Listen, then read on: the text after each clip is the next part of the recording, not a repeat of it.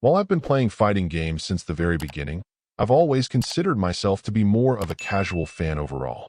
Though I've gravitated more to some series and titles than others, I've usually felt that with a little time and repetition, I can at least get to play passably in almost any series. With indie fighters, it has been interesting to see how many of them, even while playing quite differently from one another, have at least tapped into that same sort of space with their flow and move sets. Even doing their own thing their own way, they typically have at least felt familiar. Pocket Bravery is one of the first I've encountered that hasn't quite felt that way though, and honestly it has thrown me a bit. Starting with what it does well, while its roster of fighters may not be all that extensive, I'll at least credit it with throwing a whole lot of modes and general content at you. There's a story mode that absolutely commits to doing its best to deliver just that. Though it's admirable that it goes for depth, the fact that none of these characters are known quantities does make it seem like too great an investment for the likely return for the average player. Then there are the modes you'd expect, including classic arcade, versus, and online options.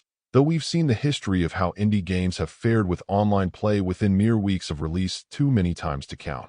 Then there are some value-added modes, including a tutorial that you'll likely need, a training mode that will get down to some deep elements, including keyframes and advanced concepts higher-end players tend to get into, and a few other goodies for challenging yourself once you feel you're ready.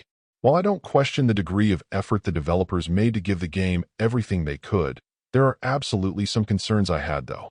As mentioned, the story mode feels weirdly indulgent, doesn't do a particularly great job of preparing you to be successful trying to get through it, and honestly takes a lot of time to tell a pretty tropey tale that doesn't feel terribly original in the end. Then there's the oddity of the controls, at least in my mind, and the fact that as often as I'm able to get a feel for fighting games and get into a flow, that just wasn't happening for me here. In just the tutorial and training modes, I found myself struggling to pull off the moves it wanted me to, whether it was with the joystick or the D-pad.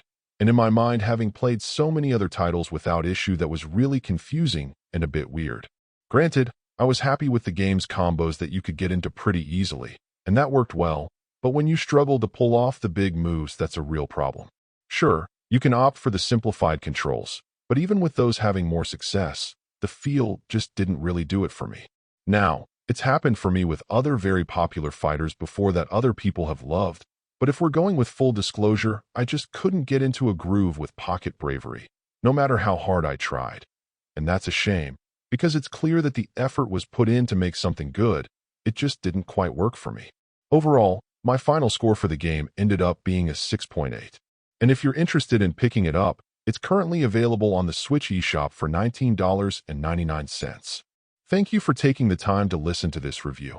And if you'd like more information or ideas of indie games worth checking out on Switch, be sure to click on the link provided in the description.